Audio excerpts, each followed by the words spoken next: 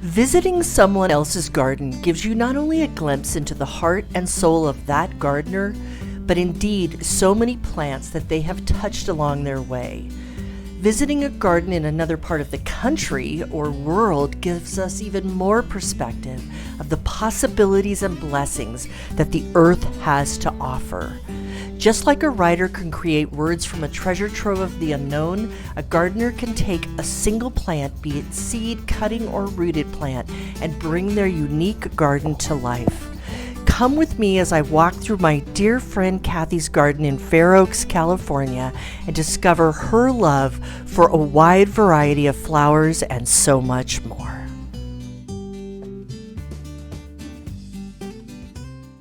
The minute I laid eyes on Cathy's garden again, my heart was filled with so much compassion for this garden that I love. Now, coming from my garden in Zone 6A, which is just coming to life, here I came to Cathy's garden in Fair Oaks, California, where she is Zone 9B, where they have an amazing frost-free, typical frost-free, let me always put it that way, time between March and December. And her garden was in full throttle, let me tell you that.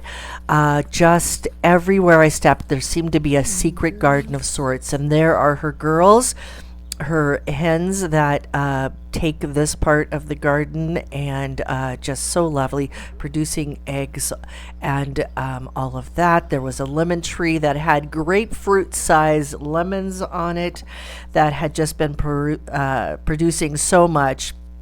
Nasturtiums, the Alstroemerians, which I have to tell you were just the showstopper in the garden. Rosemary plants that like I've just never seen before. More bushes, rosemary bushes, aren't they just absolutely delightful? She had blueberries that were not so far from ripening and absolutely gorgeous, which I am also jealous. I can't seem to get that happening here. Her trumpet vine that welcomed you into the garden space. And again, just taking the path at her unique garden beds too were just really lovely. And again, close up on those hens as I just took a look back towards the lemon tree and the trumpet vines. And this little beauty, I'm not even sure what that is. I'll have to find that out. Sage, look at the sage. Just amazing, just growing so prolifically. Chives, her herb bed, just getting its going for the season. And just some basil getting started, parsley, her unique watering globes, and just a little bit of art whimsy, which, I love. Taking us into the taller grasses that go down her hillside, little aloe vera in there, some verbena, how you want to say that, as well as just some annuals, which end up being perennials in California, which is what I love. Tucked back there is an iris that was something that called to my attention, and then the roses. Can we talk about Cathy's roses? They are everywhere, as well as the showstoppers of the Alstroemerians, which I've never seen them in a garden like this before. They were, and just coming from a few small plants, they have grown into just taking over the garden. And the other piece of it is the trees around the garden. I love a beautiful tree, and Cathy has so many on her property that are just absolutely beautiful.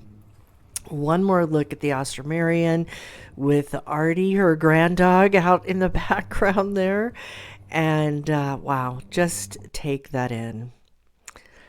So then heading towards the center of Cathy's, well, I don't know if you'd call it the center of her garden, but the courtyard area around her pool, she's got some beautiful Japanese maples, this clematis that is growing apparently out of this barrel. Very beautiful. I'll do some close-up shots of these pictures towards the end of this video to really get the beauty of them. But there's just a whimsy and a love in Cathy's garden that you feel when you walk through it. And things that have been there a long time, things that are new to the garden. She's got, a wide variety of succulents up in the patio area, and this oak tree, which we'll come back to in just a second here, but another Japanese maple tucked in the corner, some hydrangeas, and then look at this oak tree. In Cathy's part of the world there, if you cut down an oak tree, you can be heavily fined. They love their oaks and the history and beauty that they bring to the area in the town called Fair Oaks. It makes sense.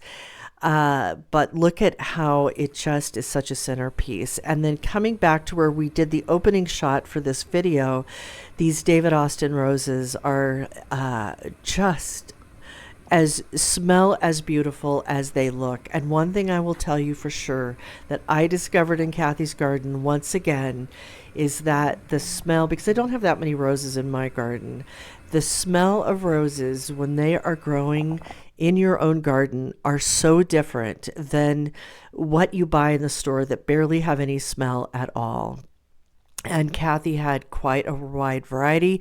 There is a ginkgo tree that she has had for so many years that we talked about. She's going to be repotting that, but it was in a pot that her parents put together for her.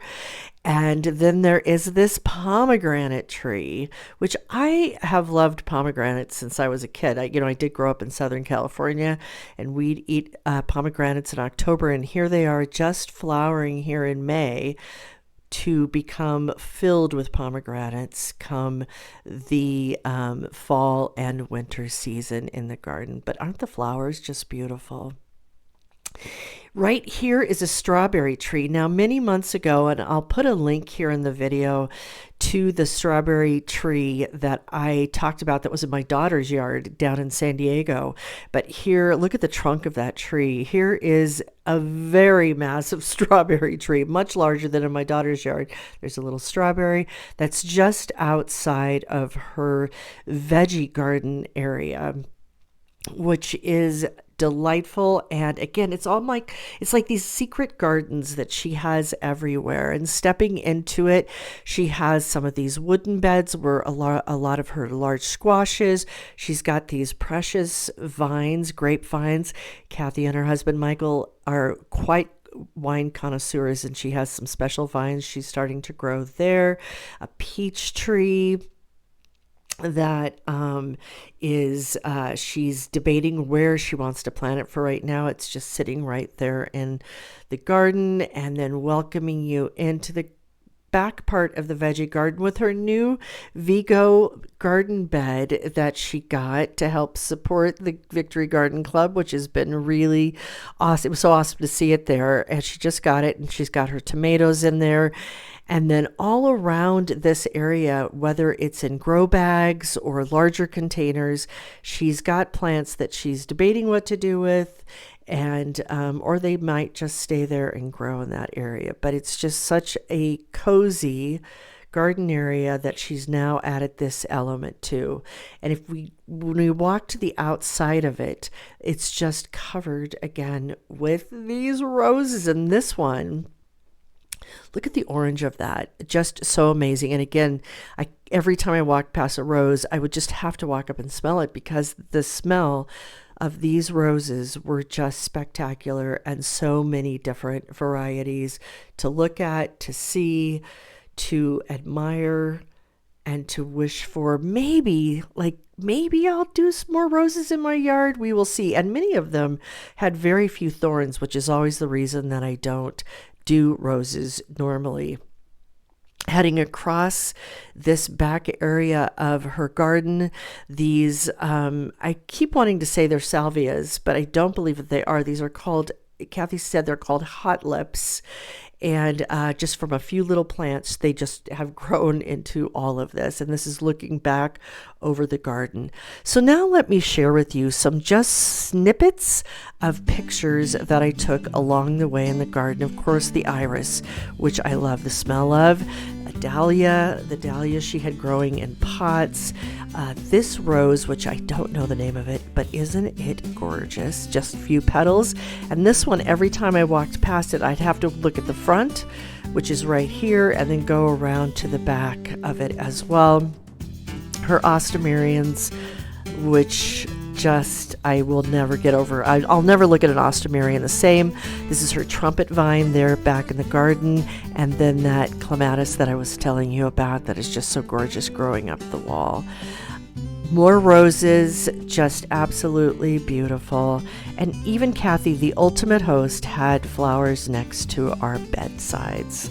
And Cathy, thank you for this tour of your garden. So beautiful. Thanks for growing with us. And we will see you next time. And in the meantime, be sure to like, comment, let us know what really resonated for you in this video. And then, of course, be sure to subscribe at no cost to you and be updated when we have new videos up to play.